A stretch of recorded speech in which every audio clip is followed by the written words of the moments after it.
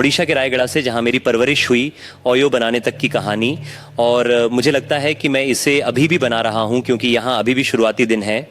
मेरे विचार से ये 3 चीज़ों का संयोजन है, और मुझे विश्वास है कि ये 3 चीज़ें कई युवा उद्यमियों के साथ मेल खाएंगी जो अपने खुद के व्यवसाय शुरू कर रहे हैं।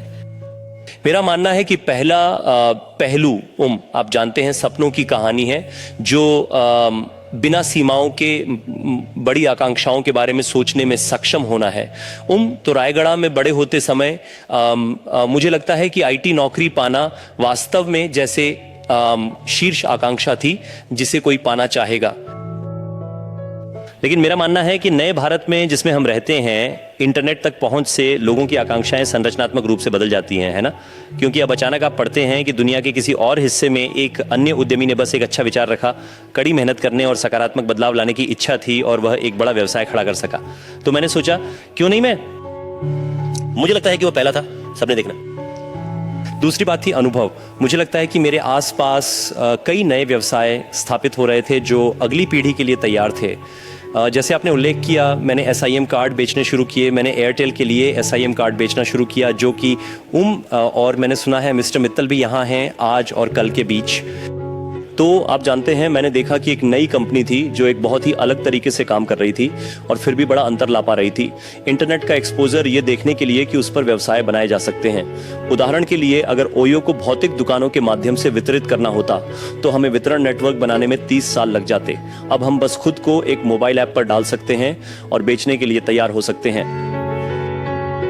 तो मैं कहूंगा सपना देखना, अनावरण, और मैं कहूंगा पारिस्थितिकी तंत्र। सही, मुझे लगता है पारिस्थितिकी तंत्र। मुझे लगता है आप जानते हैं जाट सिंह शो, जब मैं शुरू कर रहा था उस समय अमेरिका और दुनिया के विभिन्न हिस्सों से लोग आकर और युवाओं की स्टार्टअप्स में शामिल होना चाहते थे। हमारे पहले होटल मालिक श्री यादव, मुझे याद है मैंने उन्हें मनाने की कोशिश की। तो वो कहते हैं मेरी ऑक्यूपेंसी 15% 20% है, इसलिए इससे बुरा नहीं होगा, इसलिए मैं तुम्हें मौका दूंगा। लेकिन तुम कह रहे हो कि तुम ऑक्यूपेंसी को 40% 50% तक ले जाओगे। तुम्हें देखकर तो ऐसा नहीं लगता, लेकिन फिर भी मैं तुम्हें मौका दूंगा।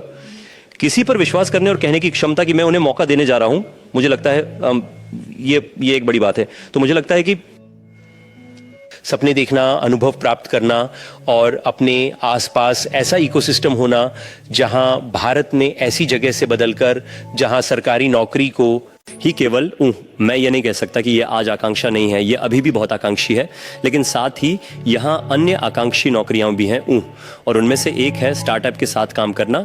और मैं इस इंडिया का हिस्सा बनने के लिए बहुत भाग्यशाली हूँ। मैंने कोविड से 3 बातें सीखी हैं। पहला है लचीलापन की शक्ति। मैंने हमेशा माना है कि एक उद्यमी के लिए जब आप सुरंग के भीतर होते हैं तो आपको खुदाई करते रहना होता है। मेरा पिता अब एक सड़क निर्माण कंपनी के लिए काम करते हैं, इसलिए मैं ये कहानियां सुनता हूँ। तो जब आप सुरंग में होते हैं और अंदर होते हैं और आप खुदाई कर रहे होते हैं, किसी समय पर आपको लगेगा कि हर तरफ अंधेरा ही अंधेरा है ना?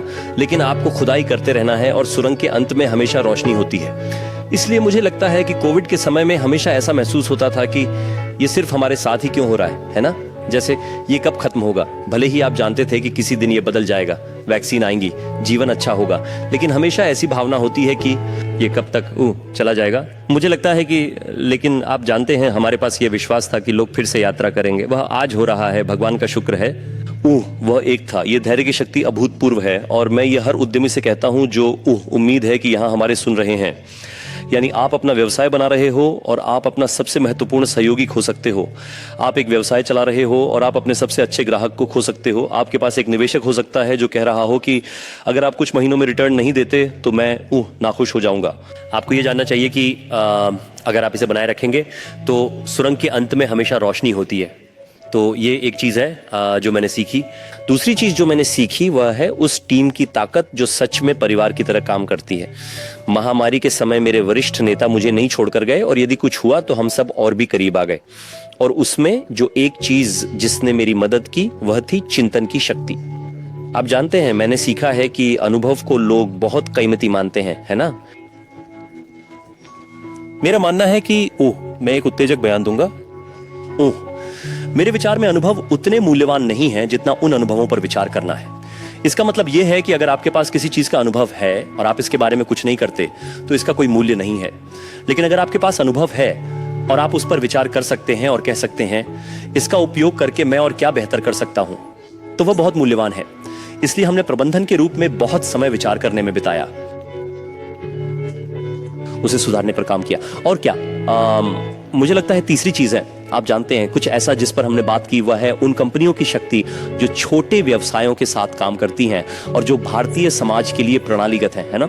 जैसे आप सोच सकते हैं कि कोविड, वास्तविकता यह है कि उस समय मुंबई में बहुत से ओयो होटल भरे हुए थे। बेशक हम उन पर कोई पैसा नहीं कमा रहे थे, हम उन्हें बहुत सस्ते में बेच रहे थे क्योंकि यही सही काम था, क्योंकि हम वंदे भारत मिशन के लिए सबसे बड़े प्रदाताओं में से एक थे, हम अस्पतालों के लिए सबसे बड़े कोविड केंद्र विस्तारों में से एक थे। तो मैं बहुत भाग्यशाली था कि हमारी कंपनी अपना योगदान दे सकी।